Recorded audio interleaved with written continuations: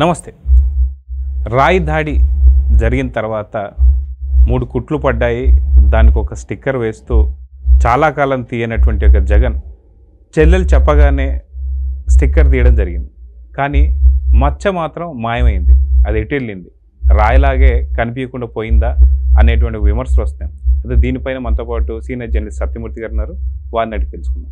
Sir నమస్తే. నమస్కారం అండి. సార్, విజయవాడలో రాయి దాడి జరిగిన తర్వాత కుట్లు పడ్డాయి అవి ఇవి అని చెప్పి చాలా ట్రీట్మెంటు బస్సులో మనం బాగా పబ్లిసిటీ కూడా చూసిన తర్వాత స్టిక్కర్ వేయడం జరిగింది. నిజంగా చాలా పెద్ద గాయం జరిగిందేమో అని చెప్పేసి అనుకున్నారు. కానీ స్టిక్కర్ వేసుకుంటే మళ్ళీ నీకే ఇష్యూ వస్తుందని చెప్పి చెల్లెలు చెప్పిన తర్వాత స్టిక్కర్ తీసేసరికి స్టిక్కర్ మాయమైపోయింది, మచ్చ మాయమైపోయింది, ఇప్పటిదాకా రాయి కూడా దొరకలేదు, అది కూడా మాయమైంది. అసలు ఈ మొత్తానికి ఈ మూడు వస్తువులు మాయమవడానికి అసలు ఏంటంటారు? దీన్ని ఎలా చూడాలంటే? ఇది మీరు చాలా ఒక మంచి టాపిక్నే తీసుకున్నారు. ఏంటి అంటే ఇప్పుడు అసలు ఆ దాడి జరగటమే, అది నిజంగా దాడి జరిగింది అనుకున్నా ప్రభుత్వానికి డేంజర్. నిజంగా దాడి జరిగింది అనుకున్నా, అదంతా నాటకం అనుకున్నా ప్రభుత్వానికి డేంజర్. ఇంత చిన్న లాజిక్ వాళ్ళు ఎట్ట మర్చిపోయారో నాకు అర్థం కావట్లేదు. ఒక రాష్ట్ర ముఖ్యమంత్రి మీద రాయి దాడి జరిగింది, నిజంగా దాడి జరిగింది అంటే అది రాష్ట్ర ప్రభుత్వానికి సిగ్గుచేటు. రాష్ట్ర ప్రభుత్వంలో ఉన్న పోలీసులు సిగ్గుతో తల వంచుకోవాలి. లేదు వీళ్ళేదో వైసీపీ వాళ్ళేదో నాటకం ఆడారు, అది కూడా వైసీపీకి చెడ్డపేరే. జగన్మోహన్ రెడ్డికి, మరీ ముఖ్యంగా జగన్మోహన్ రెడ్డికి చెడ్డపేరు. మరి ఇంత చిన్న లాజిక్ మిస్ అయిపోయి వాళ్ళు అసలు ఇది ఎట్ట చేసుకున్నారో అర్థం కాదు.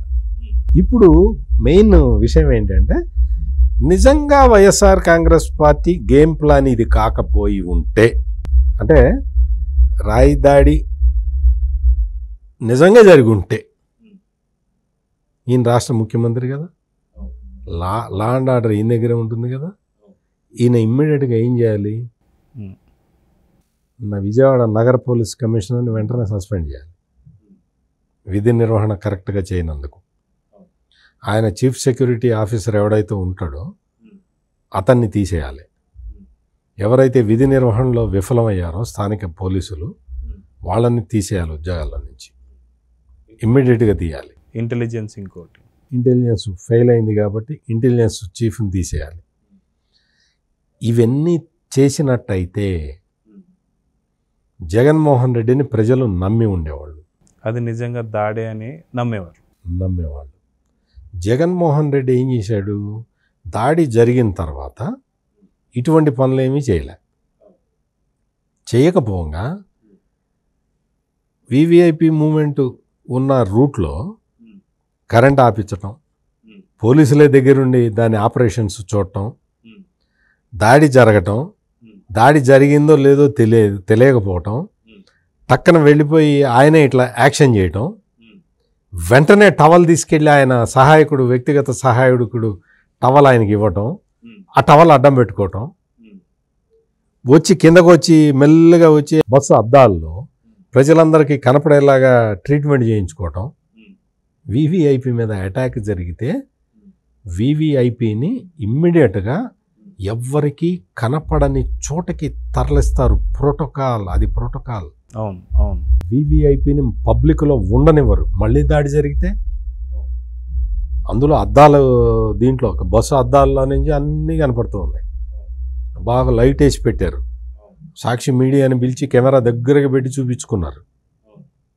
మళ్ళీ అటాక్ జరిగితే, అంటే ఇదంతా వాస్తవం అయితే, ఈసారి రాకెట్ లాంచర్తో లేపేస్తే ప్రమాదం కదా. అందుకని వివిఐపిని దాచిపెట్టేస్తారు వెంటనే.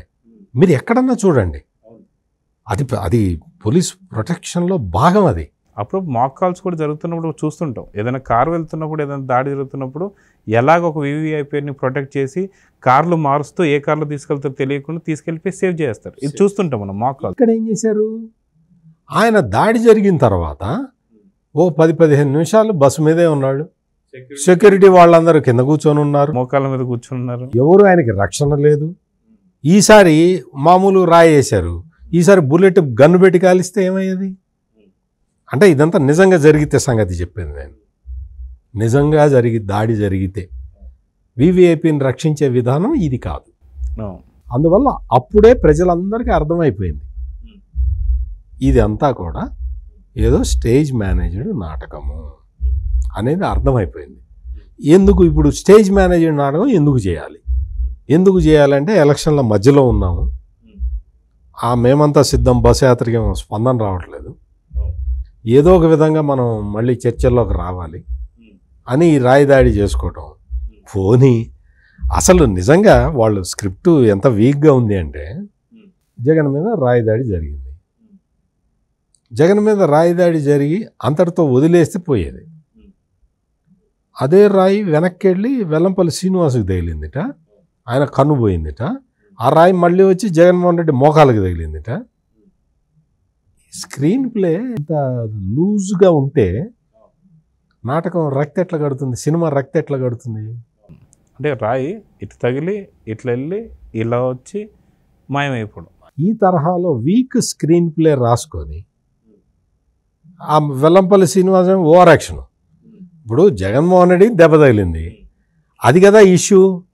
ఈ వెల్లంపల్లి శ్రీనివాసం మొత్తం కంటి మొత్తానికి 1 కిలో దూది పెట్టుకొని అమ్మో నాకు అనుపోయింది, అమ్మో నాకు అనుపోయింది, చంద్రబాబు దాడి చేశాడు, చంద్రబాబుని వదలం మేము. నువ్వు వదిలేదు, నువ్వే కదా అధికారంలో ఉంది.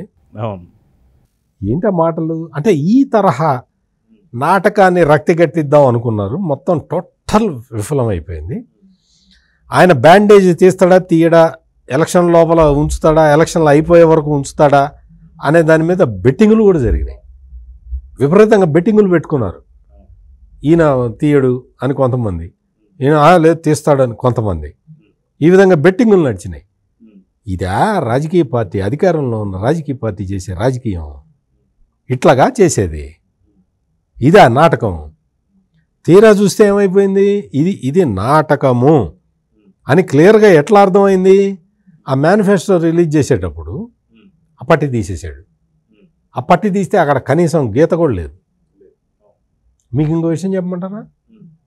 ఇవాళ మళ్ళీ గీత పెట్టారు, లైట్గా పెన్సిల్ తోటి గీత పెట్టారు, మార్క్ చేశారు. కట్ అయిందేమో ఫ్యాన్ ఆకారంలో కట్ అయింది, గీత ఏమో స్ట్రైట్ ఇటు లైన్ ఒకటి పెట్టారు. ఎందుకు ఇంత తాపత్రయం? ఎందుకు? చక్కగా ముఖ్యమంత్రిగా ఉండి మంచి పనులు చేసినట్టయితే ప్రజలు ఆదరించేవాళ్ళు కదా.